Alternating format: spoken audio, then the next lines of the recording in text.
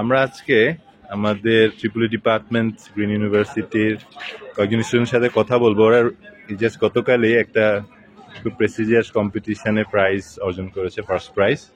তো আমাদের team lead থাকে নর্মালি এটাতে রাফি। তো রাফি, তুমি একটু সবার সাথে একটু পরিচয় করে দিলে ভালো হবে। আসসালামু আলাইকুম, আমি রাফি হুসাইন। আমাদের সাথে রয়েছে নাসিম, রয়েছে দুর্জয়, রয়েছে আব্দুল্লাহ মামু এবং হচ্ছে রাজুল্লাহ। আমরা মূলত ট্রিপলি ডিপার্টমেন্ট এবং সিএস ডিপার্টমেন্ট থেকে 45তম জাতীয় বিজ্ঞান ও প্রযুক্তি সপ্তাহে অংশগ্রহণ করেছি। বরাবরের মতোই আমরা গ্রিন ইউনিভার্সিটি থেকে অষ্টমবারের মতো জেলা পর্যায়ে প্রথম স্থান অধিকার করে আমরা জাতীয় পর্যায়ে নিশ্চয়তা পেয়েছি অংশগ্রহণ করার জন্য। এবং আমরা আশা করব যে 2023 সালের মতোই পুরো বাংলাদেশের শ্রেষ্ঠতম উদ্ভাবক দল হিসেবে আমরা আবার নির্বাচিত হব গ্রিন ইউনিভার্সিটি থেকে। আপনারা সকলে আমাদের জন্য দোয়া করবেন।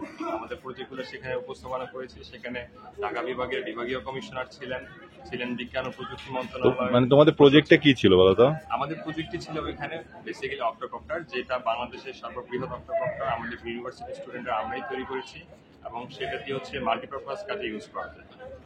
যেমন কি কি কাজে ইউজ যেমন করতে এটা হবে? দিয়ে হচ্ছে টি প্ল্যান্টেশনের কাজে ইউজ করা যায়, সার্ভিলেন্সের কাজে ইউজ করা যায়, ফায়ার ফাইটার ড্রোন হিসেবে এটাকে ইউজ করা যায় এবং বন্যা কবলিত এলাকায় খাদ্য সরবরাহ কাজে ফুড ডেলিভারিতে এটা ইউজ করা যায়। তোমরা এখন মানে এটার মানে ভবিষ্যতে এক্সটেনশন নিয়ে কাজ করতেছো বা পসিবল মানে নিয়ার বাই ফিউচারে কি ধরনের এক্সটেনশন হতে পারে? সে দুর্জয় থেকে শুনি এটা। স্যার, আমাদের এখন আমরা যে ড্রোনটা ডেভেলপ করেছি এটা হচ্ছে মডিউলার। ওটা নিজের ক্যারেক্টারিস্টিক এবং ফিজিক্যাল বডি চেঞ্জ করতে পারে।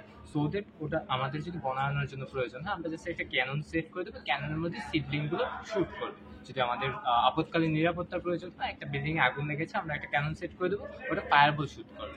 আমাদের যদি প্রয়োজন হয় স্প্রে করা লাগবে, তাহলে আমরা সেটাও করতে পারি। মডিউলার বডিতে একটা আলাদা অ্যালাইনমেন্ট করে জাস্ট সেট আপ করে 3টা আর 4টা কেবল লাগিয়ে দিতে পারি, দ্যাটস ইট। আর ওটার ক্যারেক্টারিস্টিক্স জাস্ট ওইটার আইডেন্টিটি যে মডিউলটা সেট করা হয়েছে সেটার উপর ডিপেন্ড করে ওটার ক্যারেক্টারিস্টিক্স চেঞ্জ হয়ে যাবে। অর্থাৎ আমি যদি ধরে নিই যে আমার সার্ভেইলেন্স প্রয়োজন, আমি যদি ক্যামেরাটা সেট করে দিই, নাইট ভিশনের মতোই কাজ করবে। অ্যান্ড ওটার মধ্যে যে আয়ার সেন্সর অ্যান্ড থিংসগুলো যে ক্যারেক্টারিস্টিক্সে চললে ওটা সবচেয়ে ভালো সার্ভেইলেন্স কভার করতে পারবে সেইভাবে চলবে।